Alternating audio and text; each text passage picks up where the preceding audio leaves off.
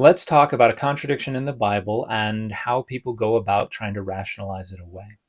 Hey, everybody, I'm Dan McClellan. I'm a scholar of the Bible and religion, and I want to talk about the death of Judas, which is a story that is recounted in Matthew chapter 27, verses 3 through 10, as well as in Acts chapter 1, in verse 18.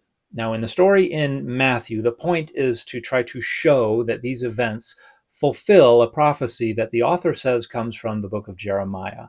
But the prophecy they describe is not found anywhere at all in the Hebrew Bible. One little constituent element of it is found in Zechariah 11, verses 12 and 13.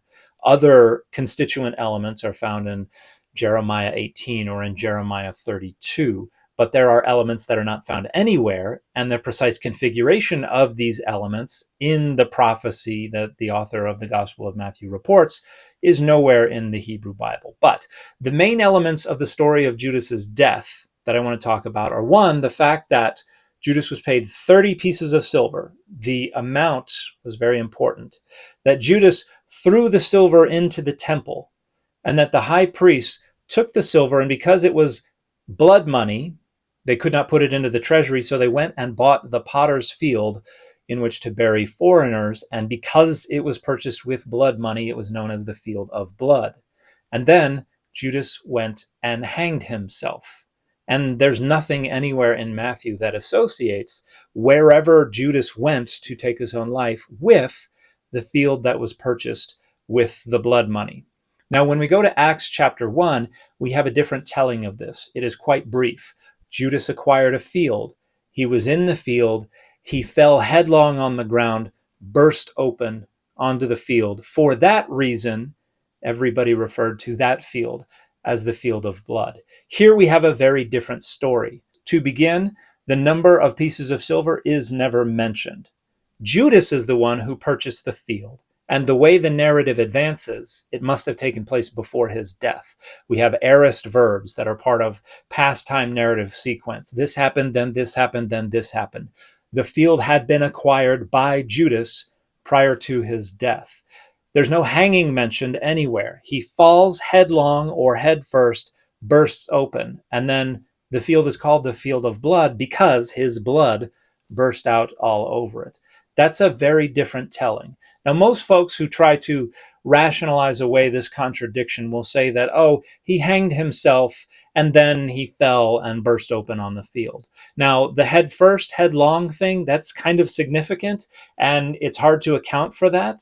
If somebody has hanged themselves and either is dead or is just close to death and the rope breaks, they just crumple to the ground. They don't fall head first or headlong. And so you could imagine a scenario in which a big gust of wind swings the body wide and the tree branch breaks or the rope breaks, and then he flips and lands head first on the ground and explodes everywhere. Sure, you can imagine a scenario like that. It's certainly not in evidence. It certainly should have been shared if that's part of the narrative, but that's not in evidence. That is concocting a way for the stories to be harmonized. And this is a big part of trying to rationalize away contradictions. In order to do this, you first need to start from the notion that a contradiction does not exist unless it is physically, literally, logically impossible for two different things to be harmonized or reconciled. You have to start with that.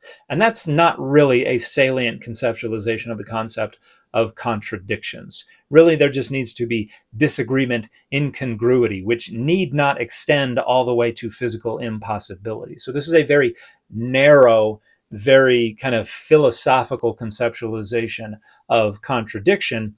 And it is necessary to assert that, because all you can do in ginning up all these scenarios that are not in evidence to try to harmonize things is basically to say it's not impossible. I have this tiniest little sliver of not impossible, and that's where I'm going to live and breathe and have my being. Because when you look at the elements of this story that conflict, they conflict regarding who purchased the field. They conflict regarding why the field was called the field of blood. They conflict regarding the actual nature of Judas's death. Now, could you harmonize each of these conflicting constituent elements? It's not impossible, but it's certainly not plausible, much less probable or certain. So basically, you're stacking an implausibility upon an implausibility upon an implausibility, and all of them have to be accurate.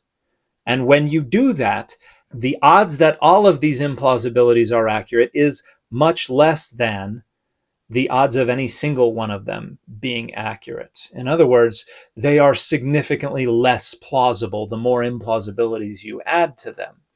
So again, the best you can hope for is to gin up that tiniest little sliver of, well, it's not impossible. And because I have suggested that I do not accept anything as a contradiction unless it is physically and literally and logically impossible for them to be harmonized, they are not contradictions.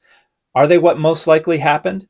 Of course not. In fact, we can conclude beyond a reasonable doubt that these two stories are not accurate. But the argument against there being a contradiction is not concerned for reasonable doubt. It's only concerned for what is not possible. And so you might ask yourself, well, why would they think I would be convinced by that? They wouldn't, because they're not trying to convince you. The folks who are trying to gin up that tiniest little sliver of not impossible are convincing themselves and others who already agree with them that it's not impossible. And so they have some space to feel validated and authorized in their dogmas. This is about making themselves feel better. It's not about engaging critical scholars on their own terms. It's not about producing a robust, convincing argument that works beyond that group of people that really, really wants to be convinced. It's just about trying to gin up an argument that is just convincing enough for people who really want to believe to say, yeah, I can buy that. I can live inside that tiny little sliver of not impossible.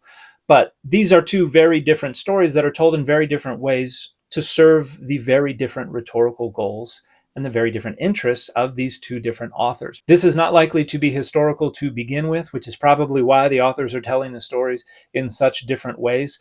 But the ways that they are told are not reasonably harmonizable or reasonably reconcilable. They very clearly conflict. And unless you really, really want to believe they don't, you're not going to be convinced by the arguments that require we presuppose all of these dogmas and gin up all these scenarios that are not in evidence. And unless you're a part of that group that really, really wants to be convinced, the argument is laughably bad. It's not going to convince you at all. But if you are a part of that group that really, really wants to be convinced, you are going to latch onto that. And folks who don't accept that argument are going to seem to you to be unreasonable and to be dogmatic and biased against your belief. And that's just the nature of dogmatism.